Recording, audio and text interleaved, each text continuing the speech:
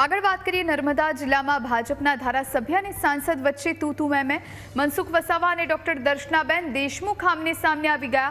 સાંસદે લગાવેલા ભ્રષ્ટાચારના આરોપ બાદ ધારાસભ્યની ચીમકી, કહ્યું આક્ષેપો સાબિત કરો નહીતર માનહાનિનો દાવો કરીશ। કેટલાય સમયથી મૌન હતી પણ આવા વાણી વિલાસને કારણે મારે આજે મૌન તોડવું પડ્યું છે।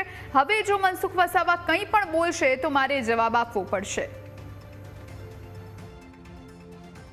મારા માટે વાણી વિલાસ કરી રહ્યા છે, ખોટા શબ્દોનો પ્રયોગ કરીને મારી પ્રતિષ્ઠાને હાનિ પહોંચાડી રહ્યા છે અને સાથે સાથે આરોપો આક્ષેપો લગાડીને હું પોતે એક ધારાસભ્ય છું એ જાણતા હોવા છતાં પણ મારી ઉપર ગમે તેવા શબ્દોનો પ્રયોગ કરી રહ્યા છે। અન્ય સાંસદશ્રીએ જે અમારી પર આરોપો લગાવ્યા છે એ આરોપોનું એ ખંડન કરે, એની સાબિતી આપે અને જો એ સાબિતી ન આપી શકે તો આવનારા દિવસોમાં એમની સામે હું માનહાનિનો દાવો પણ કરીશ કે જો તમે એ પુરવાર નથી કરતા તો તમને કોઈ અધિકાર નથી, તમને કોઈ બોલવાનો એવો અધિકાર નથી કે હું ભ્રષ્ટાચારી છું।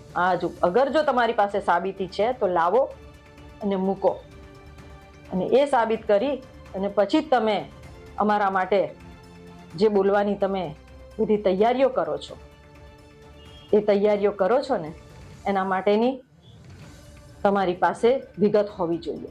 એકબીજાની મિલીભગત છે હું ચોક્કસ કહું, કારણ કે નર્મદા જિલ્લાની અંદર આમ આદમી પાર્ટીના નેતાઓ સરકાર પર આટલા દબાણ કરે છે, આટલા આરોપ મૂકે છે ને પાર્ટી પર ભાજપના નેતાઓ પર બધા જાતના આરોપ મૂકે છે, તો મારા સિવાય કોઈ બોલતું નથી।